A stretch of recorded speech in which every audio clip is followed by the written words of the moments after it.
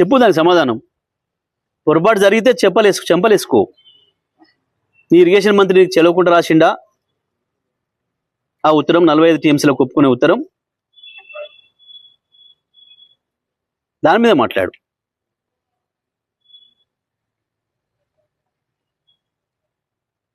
తప్పకుండా తోలు ఒలుస్తాం ప్రభుత్వాన్ని.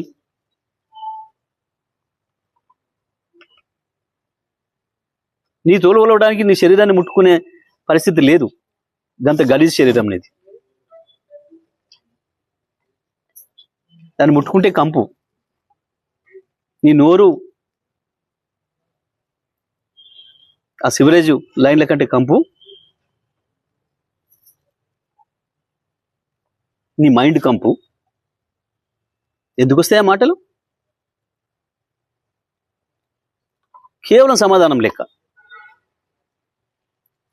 కేసీఆర్ వేసిన ప్రశ్నకు సమాధానం లెక్క.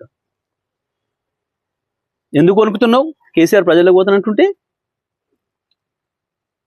మహబూబ్నగర్లో సభ పెడతాడంట, నల్గొండ సభ పెడతాడంట, రంగారెడ్డి సభ పెడతాం, తప్పకుండా పెడతాం. ప్రతి చోట పెడతాం సభలు. పెట్టు. నీకు చేతనైతే కేసీఆర్ అడిగే ప్రశ్నకు సమాధానం చెప్పు. తెలంగాణ ప్రజలు అడిగే ప్రశ్నకు సమాధానం చెప్పు. దానికి పరిష్కారం ఏందో చూడు. ప్రజలు గెలవాలంటే అవతల వాళ్ళకంటే మంచి పనులు చేసి గెలవాలి తప్ప, అవతల వాళ్ళకంటే మంచిగా మాట్లాడి గెలవాలి తప్ప, నీ బూతులకు నీ ఎదురుగా ఉన్న సర్పంచ్లే తిట్టుకుంటూ పోయినారు. చీనీ అమ్మ ఇదేంది, సాగు కోరుకుంటాడు ఎవడన్నా? 2 ఏళ్లలో ఒక్కసారి కేసీఆర్ నీ పేరు ఎత్తుకున్నాడా ఎప్పుడన్నా? లేని కేసీఆర్,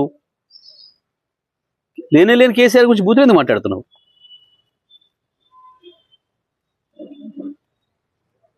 నువ్వు, నీ పోలీసులు, నీ గుండాలు, నీ అధికారులు అందరు కలిసి ఎన్నికలకు వస్తే కూడా టీఆర్ఎస్ సైనికులు అద్భుతంగా వీరోచితంగా పోరాడి ఫలితాలు సాధించింది. దానికి భయపడుతున్నావు. దీనికే ఇట్లా ఉంటే మా బట్టలు ఇప్పుతాడు, మా భాగవతం బయట పెడతాడు, రేపు మహబూబ్నగర్కి వచ్చి, రేపు నల్గొండకు వచ్చి, రంగారెడ్డికి వచ్చి మా దొంగతనాన్ని దొరకబడతాడు, ప్రజలకు అప్పచెప్తాడు అన్న భయంతో, ఫ్రస్ట్రేషన్తో ఈ బూతులు మాట్లాడుతున్నారు.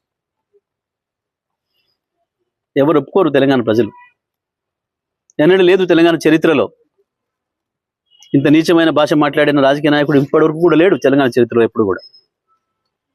నీకు వాళ్ళతో సమాసం ఎక్కువ ఉండి ఆ కల్చర్ తీసుకొస్తున్నావు ఇక్కడికి.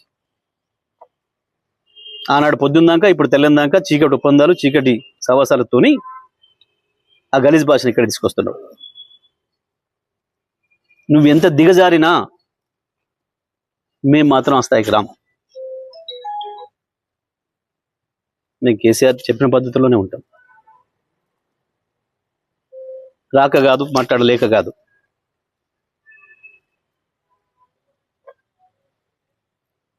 ఎవడు మాట్లాడితే వాడి మీద ఓ దొంగరాతలు రాస్తూ, చెత్తరాతలు రాస్తూ, కుటుంబాలను ఇబ్బంది పెట్టే పద్ధతుల్లో నువ్వు చేస్తున్న వెధవ పని తప్పకుండా నీకు శిక్ష పడుతుంది. నువ్వు ఇవాళ మాట్లాడుతున్న ప్రతి మాటకు, నువ్వు చేస్తున్న ప్రతి చర్యకు తప్పించుకోలేవు శిక్ష నుంచి. అది ప్రజల చేత పడుతుంది, చట్టం చేత పడుతుంది, శిక్ష వేయబడుతుంది. రేవంత్ స్పష్టంగా చెప్తాను, సూటిగా చెప్తున్నాం.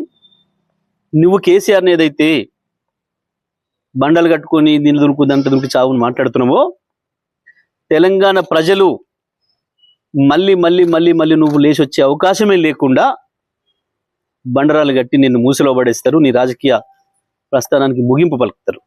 నిన్ను ఫిజికల్గా చంపుతారని మేము అనడంలే. రాజకీయంగా నిన్ను బండలు కట్టి మూసిలో పడేస్తారు వచ్చే ఎన్నికల్లో. ఇటువంటి పిచ్చి మాటలు మానేయి, హౌల మాటలు మానేయి, భాష మార్చుకో, ముఖ్యమంత్రి స్థాయిలో మాట్లాడడం నేర్చుకో. నువ్వు రెచ్చగొట్టాలని చూసినా, ఇంకోటి చేసినా మాకు ఆ ఓపిక ఉంది.